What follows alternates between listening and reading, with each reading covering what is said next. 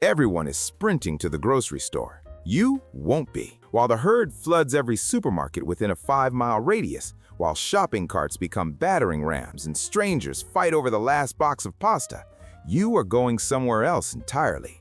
You are going to the office district. Think about it. The moment a crisis hits, human psychology locks onto one target: food retail. Supermarkets, convenience stores, gas stations.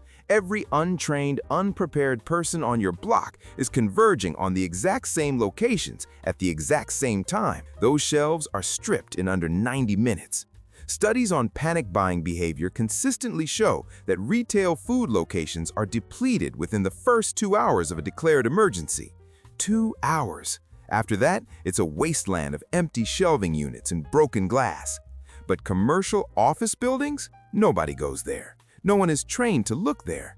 They sit quiet, unlocked in many cases, completely overlooked. And inside them, calories, medicine, power, tools, a layered cache of resources that the crowd running toward the supermarket doesn't even know exists. That invisible loot is yours, if you know where to look. First stop, the lobby. Vending machines. Every mid-size office building has at least 2. Most have 4 or more. 1 per floor in larger complexes, plus the main lobby units. Facilities management data shows that a standard commercial vending machine holds between 225 and 450 individual items: chips, candy bars, crackers, nuts, bottled water, juice, sealed, calorie-dense, shelf-stable. And nobody is touching them. Why? Because the crowd doesn't think in terms of caloric yield per location. They think food store. Vending machines don't register as a food source under stress. That's your advantage. Here's how you get in without power tools. Most modern vending machines use a T-handle lock on a side or front panel. A universal vending key, available for under $10 before any crisis, opens the majority of them. No key? A flathead screwdriver and lateral pressure on the cam lock will disengage a worn unit. Failing that, the delivery door at the bottom rear of the machine is often secured with a simpler latch mechanism. Work methodically. Don't waste energy on force. Once you're in, don't just grab and run. Inventory what's there.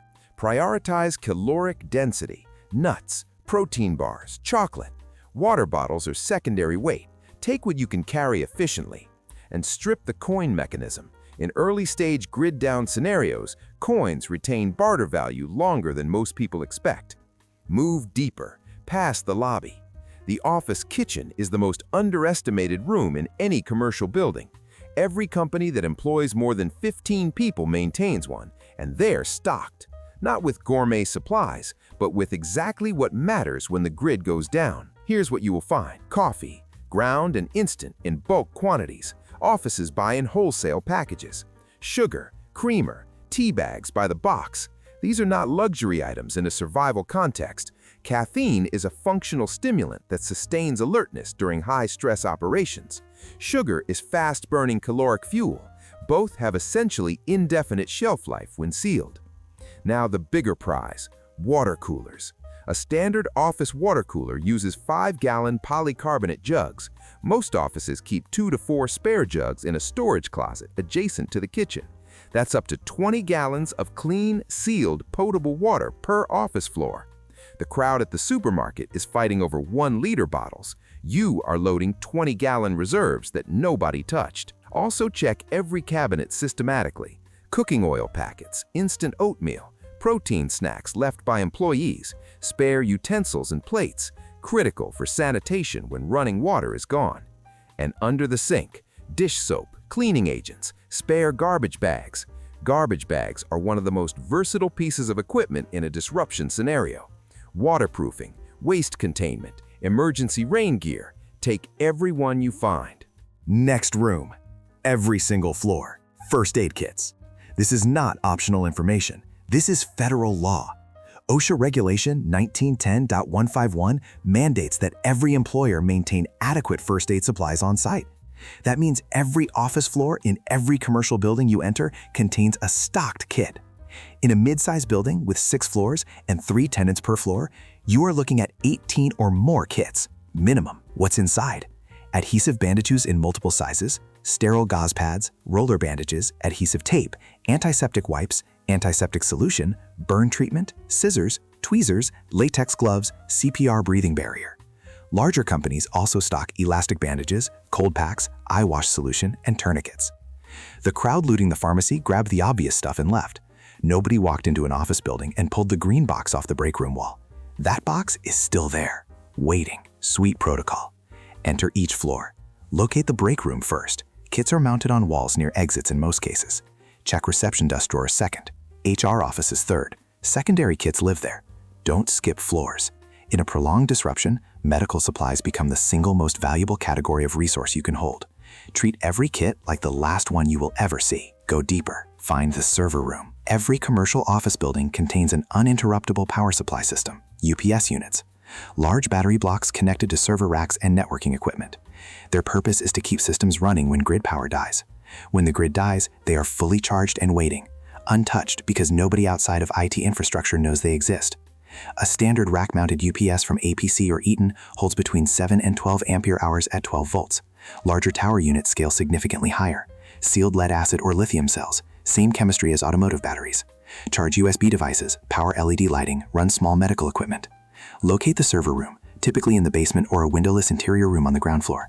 Keypads often have access codes taped nearby by facility staff. Check networking closets on individual floors too. Smaller UPS units live there. Each one is a portable power source.